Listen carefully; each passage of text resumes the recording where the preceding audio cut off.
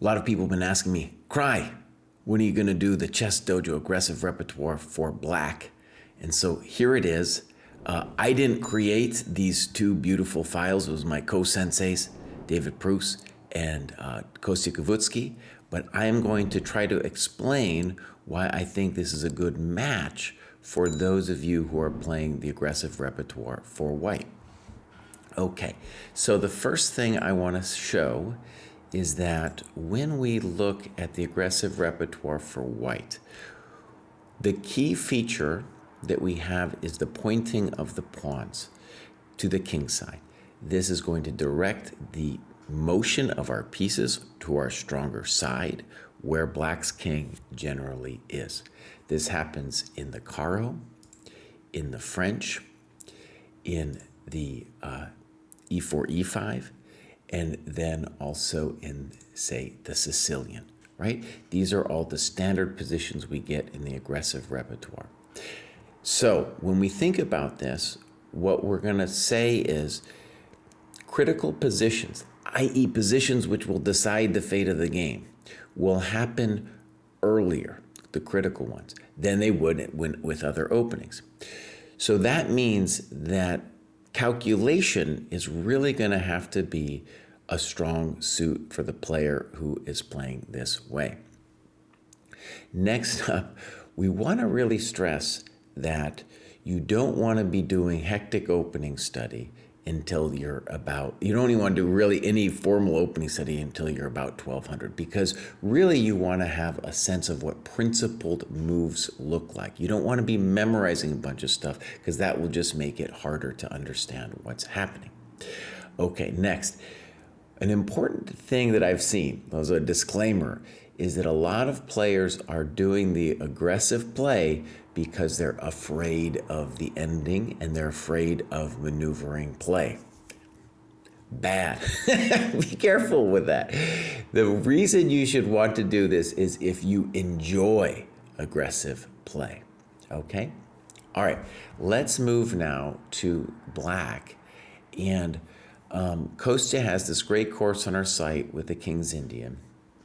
And something I really like about it is both David and Kostya's course is there's an easier version for up to 1800 and then a harder version for after 1800, because really you don't want to go too deep. And something I really want to stress about these two openings that I'm going to discuss. There's a common misconception that in order to play, say, the King's Indian, you have to know a lot of theory. Not really true.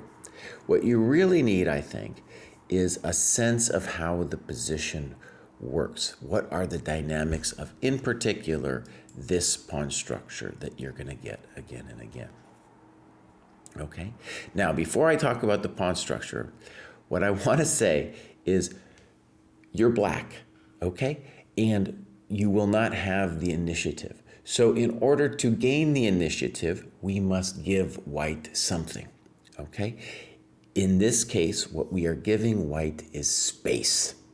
White has a lot of space. And one of the things to understand about that is if you look at the computer will a lot of times say that these King's Indian positions are bad, okay? It's not really true. And one of the actually interesting things, Stockfish 16, the newest version, actually started to see that black had better chances than the previous versions that were, weighing space higher than what black's main idea in all of these positions is, which is to move the knight and play for mate. F4, mate. Okay. Now, one of the things I want to stress, so just talk about ideas for a little bit, is I was a grown man until I realized that the French was a mirror image of the King's Indian, right? Where the pawns are pointing, though, this way instead of the king side. And one of the reasons I didn't realize it is because it didn't feel the same, because black is not attacking the king over here. Black is just trying to get something going on the queen side before they get mated, right? Okay, and the reason I bring that up is because when you play the King's Indian, the most important thing you will want is a sense of the dynamics of the position. And Kosi has some great illustrative games to go over. I like the Kasparov games from the 80s in the King's Indian. Fantastic. Another thing that I really want to stress is in your first bit of King's Indian journeying, if you do a bunch of theory, for example, there'll be some positions where you'll play c5 or c6 or some weird stuff. Stick to this structure because you can get good at that structure, right? And it'll make your life really easy. I just want to say, I know nobody believes me out there. I have a student. I've done a bunch of videos about him. His name's Jamil. He made it well over 2,000 ChessCom. Never a touch of theory. But we went over the old Kasparov games. We just talked about like what's going on. And it really is less problematic than you would think. Maybe when he gets to be 2,300 or 2,400 over the board, then it'll become a real problem. But Kostya's file is a great introduction to the King's Indian. A little bit of theory in there. As I said, an easier version from 12 to 18, a harder one for beyond that. Let's say the obvious. When we get this, the position, we have the pointing of the pawns like the aggressive repertoire for white, okay? Another thing about theory, closed positions like this structure and the French will be inherently less concrete and more maneuvering because the board isn't ripped violently open. Okay, good. Let's now talk about by the way, one of the great things about the King's Indian, you don't have English, King's Indian, some ready thing, King's Indian. It doesn't matter. The only time we're not going to do the King's Indian is against 1e4. Now, with 1e4, you should realize white is trying to take the initiative from you. There will be games in which the board is open and violent. And the key basis of your openings, and really the most important thing for you to learn is, for anybody, is to learn an opening against e4 because it can become concrete, because it can be so tricky. Let's talk about the Najdorf for a second. What I want to stress is the most important thing for you to understand is the dynamic in the position. Whereas in the King's Indian, we are giving white space. Again, if you want to be dynamic in the opening, you have to give white something. In the King's Indian, we are giving white space.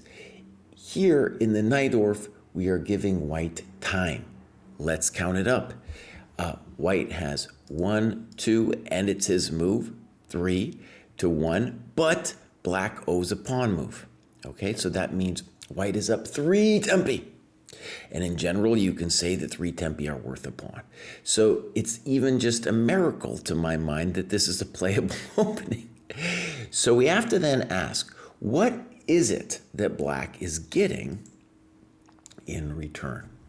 Okay, the first thing we should say is this move a6, it looks kind of weird, and a lot of people think it's just about b5. No, it's about taking away the squares from white's pieces. Okay. The next thing we should say is this pawn is not involved in the central fight. So really, black has more center pawns than white, and it's a big deal because what those pawns will be used for is controlling white's minor pieces, the knights and the bishop. Okay, next point. Sometimes we will play e6. This is called the Scheveningen structure. Sometimes we play e5. For example, if they're going to put their bishop there, it makes a lot of sense to play e6. Okay. But the thing I want to point out is when we do e6, I want you to really see that we are covering all those squares of the knights. So the deeper idea is, hey, we have undeveloped these beautiful knights of whites, and then in white's turn, they have to come up with something. They have to use those tempi that they have to create some kind of drama, okay? Now, some positions we will play e5. In that case, we gain a tempo back. Praise be. Praise be, we get a tempo back. And again, we're gonna be taking away squares from the knights. In those positions with e5, do you see it? We will often get a structure where we're pointing towards the king side. In fact, often we'll even see some kind of knight to d5 thing. We trade it off, and boom, we start playing for f5. Okay, so the files are all there. And to conclude, I just want to say a couple options, if you want. Against e4, if for whatever reason you're scared of the Najdorf, by the way, let me just say something also. You don't actually have to be a theory monkey to do the Najdorf. Yes, you can read David's file and all this stuff, but once you get the basic idea, how do you do it? The old Fischer games, the Kasparov games, David has some great illustrative games in the file as well. Once you get a basic sense and really appreciate the dynamic that I described, you'll see that, the strategy is actually, if I survive into the middle game, the late middle game, where I catch up on development, I will be dominating White's pieces. That is the essence of this opening. Okay, couple options. Also aggressive, I feel, for this kind of player who wants to be tactical and get very rich, violent positions. The Perk, the Sveshnikov, the Taimanov. Sveshnikov and Taimanov are versions of the Sicilian. You could think about the Sicilian dragon as well. I think, though, this is the best one. And again, let me stress, you can play this at a very high level without a gazillion bunches of theory. Okay? Totally possible. And one of the hilarious things about the Najdorf is these days, with the computer influence, you even have chumps playing moves like h3 and a3, and maybe it's not so bad, but clearly, when they play moves like that, you are going to be catching up on time. And if that's all there is out there, fine, then it's not a problem. I'll say this, you don't need to know any theory after a3 or h3, as long as you understand the dynamic I said. Okay, so there it is, aggressive repertoire for black according to the Chess Dojo.